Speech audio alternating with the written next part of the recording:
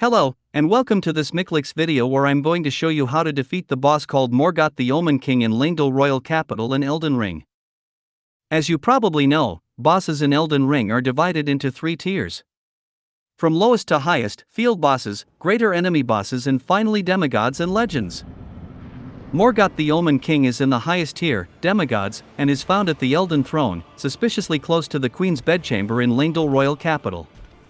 This boss is mandatory and must be defeated in order to progress the main story of the game.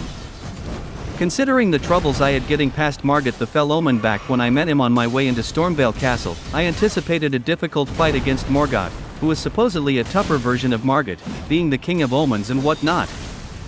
Maybe I'm over-leveled now, maybe I'm better at the game, or maybe Morgott just had a bad day, because it didn't feel more difficult, quite the opposite in fact.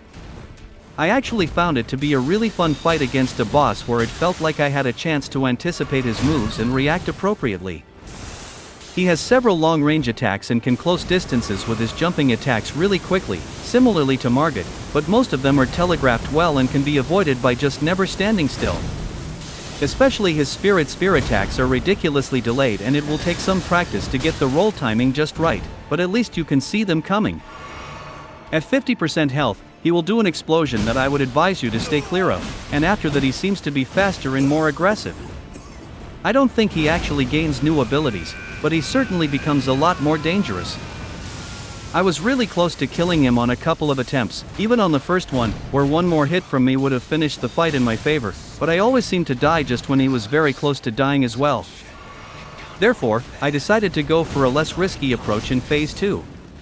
On my recent clear of the capital city, I happened to come across the Bolt of Gransax, which is technically classified as a spear, but should probably be considered a railgun instead because of its unique weapon art, which is a highly damaging and very long-range lightning attack.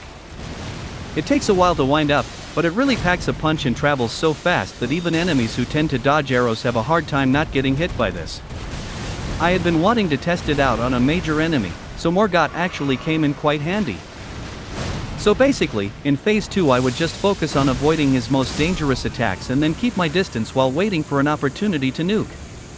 I suppose I could also have called in my good friend Tish for backup, but I was actually having so much fun in this fight that I wanted to finish it by myself.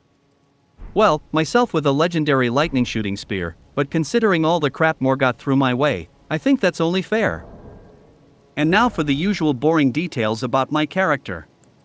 I play as a mostly dexterity build. My main melee weapon is the Guardian's Swordspear with keen affinity and Sacred Blade Ash of War. For this fight, I also used the Bolt of Gransax for some long-range nuking goodness. My shield is the Great Turtle Shell, which I mostly wear for the stamina recovery. I was level 134 when this video was recorded.